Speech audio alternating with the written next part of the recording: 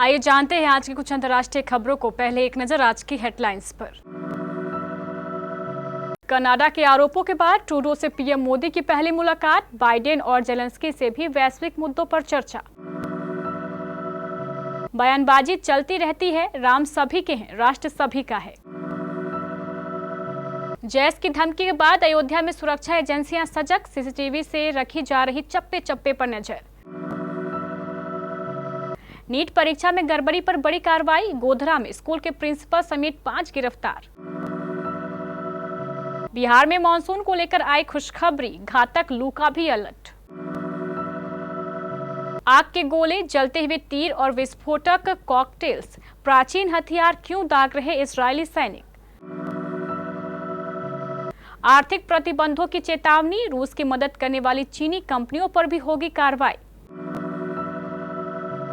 Peter को लूटकर Paul को पेमेंट, देश के सबसे अमीर बैंकर उदय कोटक ने क्यों कही ऐसी बात। बम्पर ओपनिंग नहीं कर पाई चंदू चैंपियन, पहले दिन रहा इतना कलेक्शन। और T20 वर्ल्ड कप के दौरान भी होटल से काम कर रहे यूएस के सौरभ नेत्रवलकर, बहन ने खोला राज। G7 शिखर सम्मेलन में भाग लेने के बाद प्रधानमंत्री नरेंद्र मोदी इटली दौरे से भारत के लिए रवाना हो गए हैं। G7 शिखर सम्मेलन के ईतर इटली में अमेरिकी राष्ट्रपति जो बाइडेन और कनाडा के समकक्ष जस्टिन ट्रूडो से हुई उनकी मुलाकात काफी चर्चाओं में रही। बाइडेन के साथ मुलाकात के दौरान पीएम मोदी ने कहा कि बाइडेन से मिलना हमेशा खुशी की बात होती है। भारत और अमेरिका वैश्विक भलाई को आगे बढ़ाने के लिए मिलकर काम करते रहे हैं। मोदी ने एक्स पर कहा, G7 शिखर सम्मेलन में कनाडा के प्रधानमंत्री जस्टिन ट्रूडो से मुलाकात हुई। मुलाकात के दौरान मोदी और ट्रूडो दोनों एक दूसरे का गर्मजोशी से अभिवादन करते देखे गए। हालांकि तुरंत यह पता नहीं चल पाया कि मोदी और ट्रूडो के बीच क्या बातचीत हुई। लोकसभा चुनाव नतीजों पर आरएसएस नेता इंद्रेश कुमार के बयान पर योग गुरु रामदेव ने प्रतिक्रिया दी है। उन्होंने शुक्रवार को हरिद्वार के हरि सेवा आश्रम में चल रहे संत सम्मेलन में मीडिया से बातचीत में कहा कि पीएम मोदी ने सबका साथ, सबका विकास, सबका प्रयास के अपने आदर्श वाक्य के साथ देश को आगे बढ़ाया है। रामदेव ने कहा, राजनीतिक टिप्पणियां अक्सर होती रहती है। भगवान राम सभी के हैं, यह राष्ट्र सभी का है और हम सभी एक दूसरे से जुड़े हुए हैं। जाति, संप्रदाय और विचारधाराओं के आधार पर विभाजन पैदा करना राष्ट्रीय एकता के लिए ठीक नहीं है। रामदेव ने आगे कहा, पिछले 1 दशक में प्रधानमंत्री नरेंद्र मोदी ने देश को सामाजिक, आर्थिक, राजनीतिक और सांस्कृतिक रूप से आगे बढ़ाया है। चुनौतियों के बावजूद मेरा दृढ़ विश्वास है कि वह देश को आगे ले जाना जारी रखेंगे। लोकसभा चुनाव के नतीजों पर टिप्पणी करते हुए आरएसएस नेता इंद्रेश कुमार ने एक बयान में कहा था, 2024 में राम राज्य का विधान देखिए, जिसमें राम की भक्ति थी और धीरे धीरे अहंकार आ गया। उन्हें 240 सीटों पर रोक दिया गया। जिनकी राम के प्रति आस्था नहीं थी, उन सबको 234 पर रोक दिया। यह प्रभु का न्याय है। रामनगरी अयोध्या देश के संवेदनशील स्थानों में से एक है। यही वजह है कि अयोध्या की सुरक्षा हमेशा चाक चौबंद रहती है। आतंकी संगठन जैश-ए-मोहम्मद की धमकी के बाद यहां की सुरक्षा व्यवस्था को और सजग कर दिया गया है। हालांकि धमकी भरे ऑडियो की अभी जांच हो रही है, लेकिन सुरक्षा एजेंसियां अपने स्तर से कोई ढिलाई नहीं बरतना चाहती हैं। आपको बता दें, आतंकी संगठन जैश-ए-मोहम्मद अयोध्या के श्री राम जन्मभूमि मंदिर पर पहले भी हमला कर चुका है। हालांकि 5 जुलाई 2005 को हुए इस आतंकी हमले को सुरक्षा एजेंसियों ने विफल कर दिया था और सभी आतंकी मारे गए थे। इसके बाद से ही अयोध्या की सुरक्षा को लगातार अपडेट करने के लिए अस्थायी सुरक्षा कमेटी का गठन किया गया था। गोधरा नीट परीक्षा में गड़बड़ी पर बड़ी कार्रवाई की गई है। गुजरात के गोधरा कस्बे के जिस स्कूल में नीट परीक्षा के दौरान नकल की बात सामने आई थी, उसके प्रिंसिपल और शिक्षक समेत 5 लोगों को गिरफ्तार कर लिया गया है।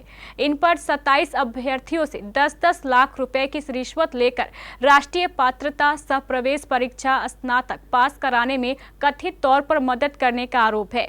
पुलिस ने बताया है कि 9 मई को एक FIR दर्ज की गई थी, जिसमें आरोप लगाया गया था कि गोधरा के जस जलाराम स्कूल में नीट नीट परीक्षा के दौरान धांधली की गई, नकल करवाकर कई बच्चों को पास करवाया गया। जिलाधिकारी को गुप्त सूचना मिली थी कि कुछ लोग मेडिकल कॉलेज में प्रवेश के लिए इस स्तर का काम कर रहे हैं।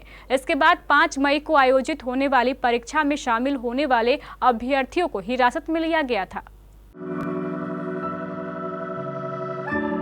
बिहार में मानसून को लेकर अच्छी खबर है। अगले 4-5 दिनों के भीतर राज्य में मानसून प्रवेश कर जाएगा।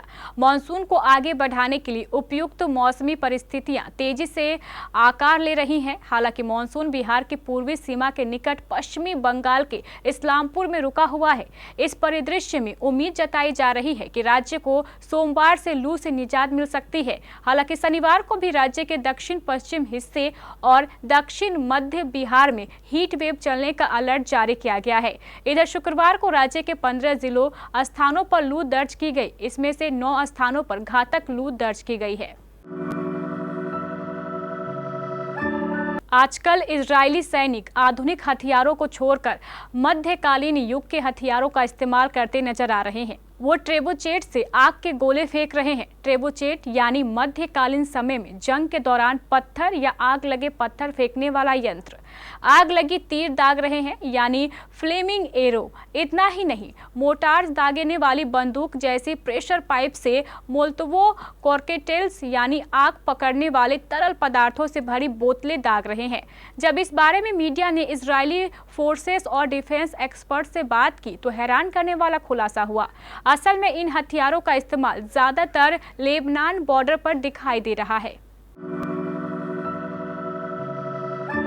दुनिया की 7 सबसे बड़ी और विकसित अर्थव्यवस्था वाले देशों के समूह G7 के शिखर सम्मेलन में चीन के खिलाफ कड़े आर्थिक प्रतिबंधों के संकल्प प्रस्ताव को मंजूरी दी गई है।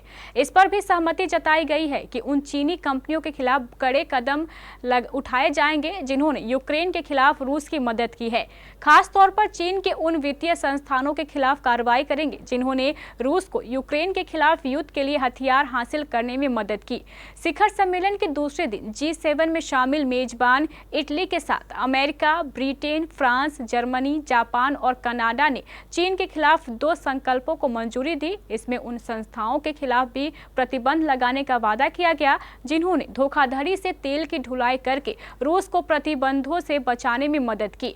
G7 नेताओं ने साझा वक्तव्य में कहा है कि वे यूक्रेन के खिलाफ रूस की मदद करने वाली तीसरे देशों की संस्था और व्यक्तियों को अपनी वित्तीय प्रणालियों तक पहुंच से प्रतिबंधित करेंगे।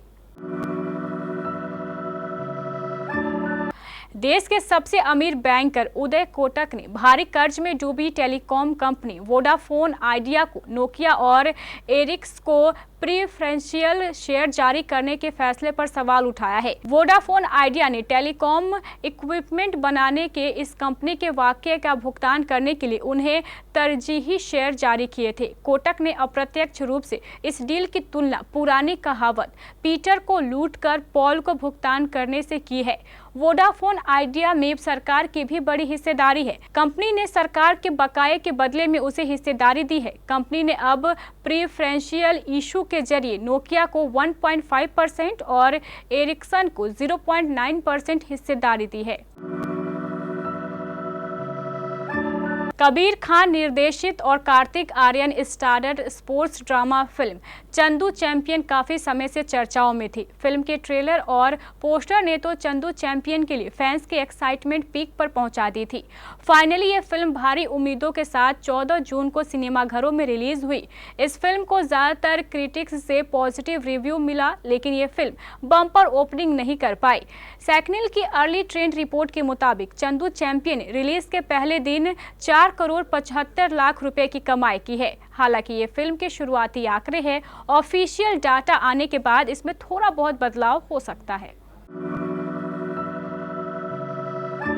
यूएसए क्रिकेट टीम के तेज गेंदबाज Saurabh Netravalkar T20 world cup 2024 में लाजवाब प्रदर्शन करने के लिए खूब लोकप्रिय बन गए हैं। उन्हें भारत के ही नहीं बल्कि अमेरिकी लोग भी पहचानने लगे हैं। उन्होंने भारत और पाकिस्तान के खिलाफ मैच में भी बेहतरीन गेंदबाजी की और अब तक 3 मैचों में 4 विकेट ले चुके हैं। उनका वर्ल्ड कप में इकोनॉमिक रेट भी लाजवाब रहा है। वहीं उनके लिए सबसे खास विराट कोहली का विकेट रहा। बता दें कि सौरभ ओरेकल नाम की बहुत बड़ी टेक कंपनी में काम करते हैं। अब उनकी बहन निधि नेत्रवलकर ने बड़ा खुलासा करते हुए बताया है कि सौरभ अपनी क्रिकेट और जॉब लाइफ में तालमेल कैसे बैठाते हैं। मीडिया रिपोर्ट में निधि नेत्रवलकर ने कहा, सौरभ बहुत भाग्यशाली हैं कि हमेशा उनके इर्द गिर्द ऐसे लोग रहे जो हमेशा उन्हें सपोर्ट करते रहे। वो जानते हैं कि जब वे क्रिकेट नहीं खेल रहे होते हो तो उन्हें अपना 100% अपनी नौकरी को देना होता है। वो अब जहां भी जाते हैं अपना लैपटॉप साथ में रखते हैं। उनके पास कहीं से भी अपना काम करने की आज़ादी है। यहाँ तक कि वो जब भारत आते हैं तो अपना लैपटॉप साथ रखते हैं। वो अपना मैच खत्म करने के बाद होटल में काम कर रहे होते हैं।